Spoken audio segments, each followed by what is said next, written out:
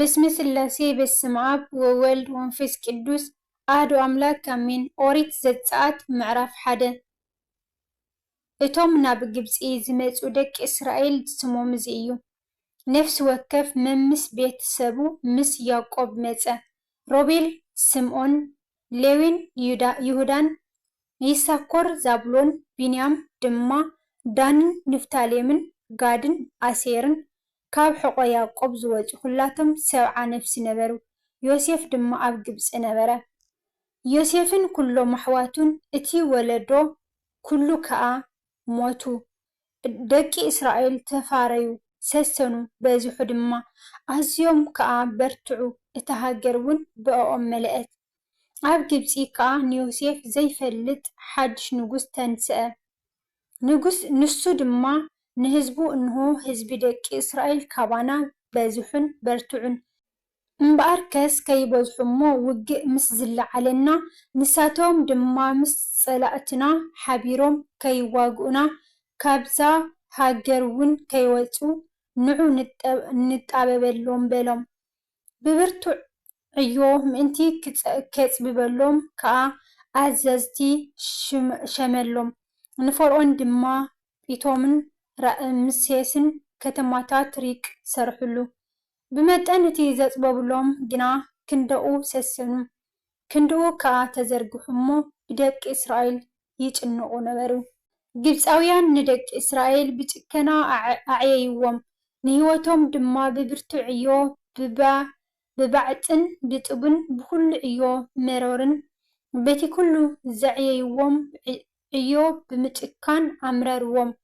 ንጉስ ግብፂ ድማ ነተን ማሕረስቲ ዕብራውያን እታ ሓንቲ ሽፍራ ዝስማ እታ ካልአይቲ ከዓ ጡኣ ዝስማ ተዛረበን። ነተን ኣንስቲ ዕብራውያን ክትሕርስአን ከለኽን ኣብቲ ዝሓርሳሉ ረኣያ ወዲ እንተኾነ ቀተላኦ ጓል እንተኾነት ግና ብሂወት ትንበር። እተን ማሕረስቲ ግና ንኣምላኽ ፈሪሐን ነቶም እተወልዱ ብሂወት ሓደገኦም እምበር ከምቲ ንጉስ ግብፂ ዝበለን ኣይገበራን።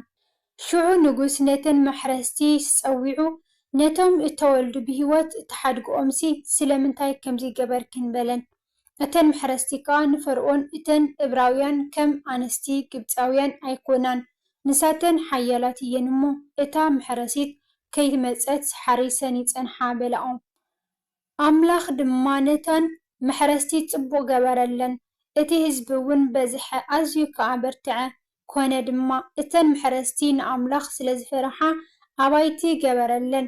ሽዑ ፈርዖን ንኩሉ ህዝቢ እተወልደ ወዲ ዘበለ ናብ ርባ ደርብይዎ ኩለን ኣዋልድ ግና ብሂወት ሕደግወን ኢሉ ኣዘዘ። ምዕራፍ 2 ሓደ ሰብኣይ ከዓ ካብ ቤት ሌዊ ከይዱ ጓል ሌዊ ኣእተወ። እታ ሰበይቲ ድማ ጠነሰት ወዲ እውን ወለደት። ንሱ ፅቡቅ ቆልዓ ምዃኑ ምስ ረኣየት ከዓ 3 ወርሒ ሓብኣቶ።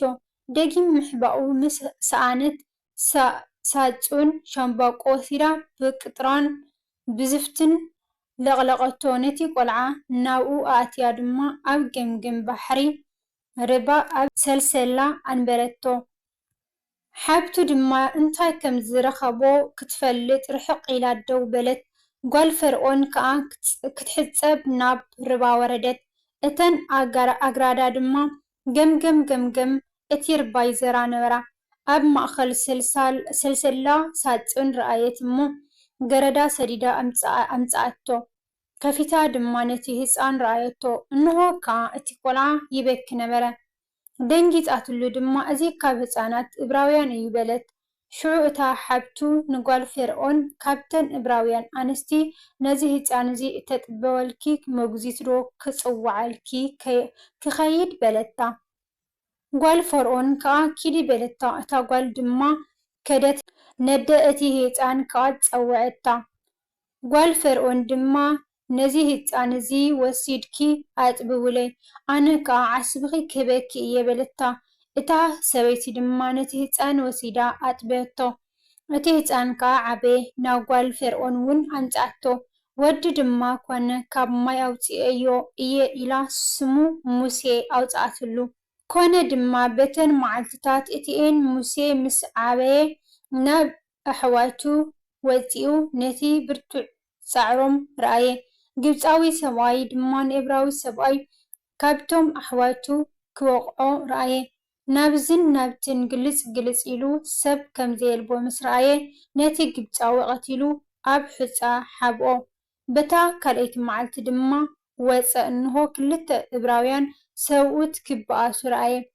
ነቲ ዝዓመፀ ከመይ ንምጻይካ እትውቕዕ በሎ። ንሱ ድማ መን መስፍንን ፈራድን ገይሩ ኣብ ልዕሊና ሸመካ? ንስኻ ነቲ ግብፃዊ ከም ዝቐተልካዮ ክትቀትለኒ ዶ ትደሊ ኣለኻ በለ። ሽዑ ሙሴ ፈርሐ። እዚ ነገር እዚ ብርግጽ ተፈሊጡ እዩ ድማ በለ። ፈርዖን ከዓ እዚ ነገር እዚ ሰሚዑ ንሙሴ ክቐትሎ ደለየ። ሙሴ ግና ካብ ቅድሚ ፈርዖን ሃደመ። ኣብ ምድሪ ሚድያን ድማ ተቐመጠ። ኣብ ጥቓ ዔላ ከዓ ኮፍ በለ። ካህን ሚድያን ድማ 7 ኣዋልድ ነበረኦ። ንሳተን መጺአን ነባጊዕ ኣቦአን ከስትያ ማይ ቀዲሐን ነቲ ጋብላታት መልኣኦ። ጓሶት ድማ መጺኦም ሰጓጉወን። ሙሴ ግና ተንሥኡ ረድአን፣ ኣባጊዐን ድማ ኣስተየ። ናብ ኣቦአን ራጉኤል ምስ መጻ ከዓ ንሱ ሎሚ ከመይ ኢልክን ቀልጢፍክን መጺእኽን በለን። ንሳተን ድማ ሓደ ግብፃዊ ሰብኣይ ካብ ኢድ እቶም ጓሶት ኣድሓነና፣ ማይ ቀዲሑ ከዓ ነባጊዕና ኣስተየልና በልኦም። ነዋልዱ ድማ ኣበይ ደኣ ኣሎ? ስለምንታይ ነቲ ሰብቲ ሓደ ግንኦ እንጌራ ክበልዕ ፀዋዕኦ በለን። ሙሴ ድማ ምስቲ ሰብኣይ ክነብር ፈተወ። ንሱ ከዓ ፂጶራ ጓሉ ንሙሴ ይሃቦ። ወዲ ድማ ወለደት እሞ ኣነ ኣብ ምድሪ ጓና ስደተኛ እየ ኢሉ ስሙ ጌርሾም ኣውፅኣሉ። ኮነ ድማ ድሕሪ ብዙሕ መዓልቲ ንጉስ ግብፂ ሞተ።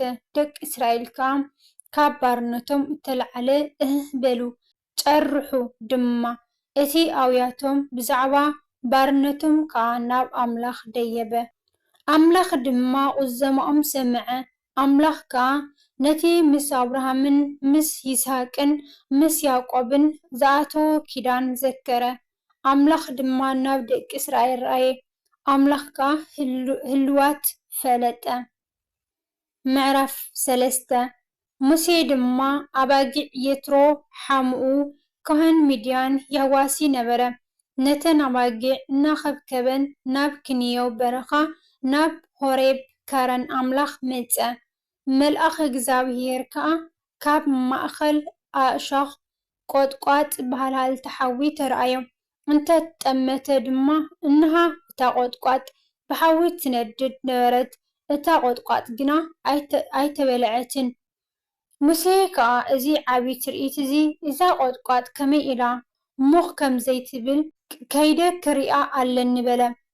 እግዚኣብሔር ድማ ክርኢ ከም ዝቐረበ ምስ ረኣየ ኣምላኽ ካብ ማእኸል እታ ቆጥቋጥ ሙሴ ሙሴ ኢሉ ፀውዖ።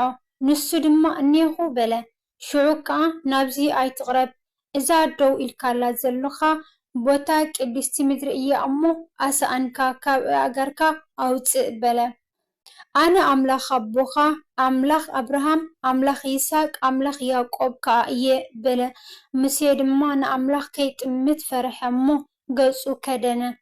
እግዚኣብሔር ድማ ፀበባ እቲ ኣብ ግብፂ ዘሎ ህዝበይ ፈሊጠ እየ እሞ ስቃዮም ኣጸቢቐ ርኤኽዎ። እቲ ብሰሪ መጨነቕቶም ዘእወይዎ ከዓ ሰሚዐ ኣለኹ። ስለዚ ካብ ኢድ ግብፃውያን ከድሕኖም ወሪደ ኣለኹ። ካብታ ምድሪ እቲኣ ናብታ ጽብቕትን ርሕብትን ጸባን መዓርን እተውሕዝ ምድሪ ናብታ ቦታ ከነዓናውያንን ሄታውያንን ኣሞራውያንን ፈረዛውያንን ሃዋውያንን ይቡሳውያንን ከደይቦም እየ። ሕጂ ድማ እንሆ ኣውያት ደቂ እስራኤል ናባይ መጸ። እቲ ግብፃውያን ዘጥቅዕዎም ጥቕዓት ረአኹ እምበኣር ሕጂ ንዓ ንህዝበይ ደቂ እስራኤል ካብ ግብፂ ክተውፅኦም ናብ ፈርዖን ክልእኸካ እየ በለ። ሙሴ ድማ ንኣምላኽ ናብ ፈርዖን ዝኸይድን ንደቂ እስራኤል ካብ ግብፂ ዘውፅእን ከ ኣነ መን እየ በሎ። ኣምላኽ ከዓ ኣነ ምሳኻ ክኸውን እየ፣ እሞ ኣነ ከም ዝለኣኹኻ ድማ እዚኣ ትእምርቲ ትኹንካ። ነቲ ህዝቢ ካብ ግብፂ ምስ ኣውፃእኻዮም ኣብዚ ከረን እዚ ንኣምላኽ ከተገልግሉ ኢኹም በለ። ሙሴ ድማ ንኣምላኽ እንሆ ናብ ደቂ እስራኤል መጺአ ኣምላኽ ኣቦታትኩም ናባኻትኩም ልኢኹኒ ምስ በልክዎም ስሙ መን እዩ እንተበሉንስ እንታይ ክብሎም እየ በለ። ኣምላኽ ከዓ ንሙሴ እቲ ዘለኹ በለ ድማ ንደቂ እስራኤል እቲ ዘሎን ዝነብርን ለኣኸኒ በሎም። ኣምላኽ ድማ ወሲኹ ንሙሴ በሎ ንደቂ እስራኤል ከምዚ በሎም፣ እግዚኣብሔር ኣምላኽ ኣቦታትኩም ኣምላኽ ኣብርሃም ኣምላኽ ይስሐቅ ኣምላኽ ያዕቆብ ከዓ ናባኻትኩም ለኣኸኒ። እዚ ንዘለኣለም ስመይ እዩ፣ ንውልድ ወለዶ ከዓ እዚ መዘከርታይ እዩ። ኪድ ንዓበይቲ እስራኤል ኣኪብካ በሎም፣ እግዚኣብሔር ኣምላኽ ኣቦታትኩም ኣምላኽ ኣብርሃም ኣምላኽ ይስሐቅ ኣምላኽ ያዕቆብ ከዓ ተገለጸለይ ከምዚ ኢሉ ብርግጽ በጺሐልኩም። እቲ ኣብ ግብፂ ዝገበርኩም ድማ ረኣኹ። ካብ ጸበባ ግብፂ ናብ ምድሪ ከነዓናውያን፣ ሄታውያንን፣ ኣሞራውያንን፣ ፈረዛውያንን፣ ሃዋውያንን፣ ይቡሳውያንን ጸባን መዓርን ናብ እተውሕዝ ምድሪ ከደይበኩም እየ ድማ በለኩም። ቃልካ ከዓ ክሰምዑ እዮም። ንስኻን ዓበይቲ እስራኤልን ናብ ንጉስ ግብፂ ኣቲኹም ከምዚ ትብልዎ፣ እግዚኣብሔር ኣምላኽ ዕብራውያን ተገለጸልና። ሕጂ ድማ በተኻ ንእግዚኣብሔር ኣምላኽና ክንስውእ መገዲ 3 መዓልቲ ናብ በረኻ ክንከይድ በልዎ።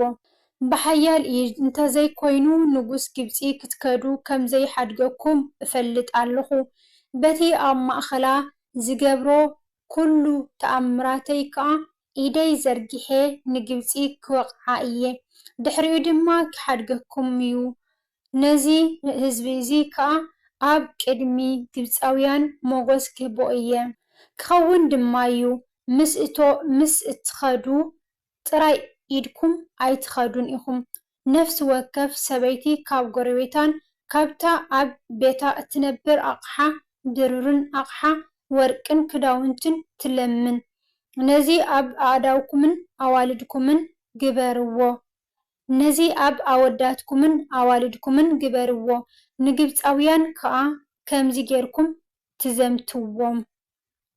ምዕራፍ 4 ሙሴ ድማ እንሆ ንሳቶም እግዚኣብሔር ኣይተረኣየካን ክብሉኒ እዮም እሞ ኣይኣምኑንን ቃለይ እውን ኣይሰምዑን እዮም ኢሉ መለሰ። እግዚኣብሔር ድማ እዛ ኣብ ኢድካ ዘላ እንታይ እያ በሎ። እሱ ከዓ በትሪ በለ። እሱ ድማ ናብ ምድሪ ደርብያ በለ። ናብ ምድሪ ደርበያ ተመን ከዓ ኮነት። ሙሴ ድማ ካብ ቅድሚኡ ሃደመ። እግዚኣብሔር ከዓ ንሙሴ ኢድካ ዘርግሕ እሞ ብዓለሊኡ ሓዞ በሎ። ኢዱ ዘርጊሑ እውን ሓዞ። ኣብ ኢዱ ከዓ በትሪ ኮነት። እዚ እግዚኣብሔር ኣምላኽ ኣቦታቶም ኣምላኽ ኣብርሃም ኣምላኽ ይስሐቅ ኣምላኽ ያዕቆብ ከም እተረኣየካ ምንቲ ከኣምኑ እዩ። እግዚኣብሔር ድማ ወሲኹ ኢድካ ናብ ትሽትሽካ ኣእቱ በሎ። ናብ ትሽትሹ ከዓ ኣእተዋ። ምስ ኣውፅኣ ድማ እንሃ ኢዱ ብለምፂ ከም በረድ ጻዕድያ ነበረት። ኢድካ ናብ ትሽትሽካ ኣእቱ ከዓ በለ። ኢዱ ናብ ትሽትሹ ኣእተወ። ካብ ትሽትሹ ምስ ኣውፅኣ ድማ እንሃ መሊሳ ከምቲ ካልእ ስጋኡ ኮነት። ክኸውን ድማ እዩ እንተዘይኣመንካ ንቓል እቲ ቀዳማይ ትእምርቲ እንተዘይሰምዑ ንቓል እቲ ዳሕራይ ትእምርቲ ክኣምኑ እዮም።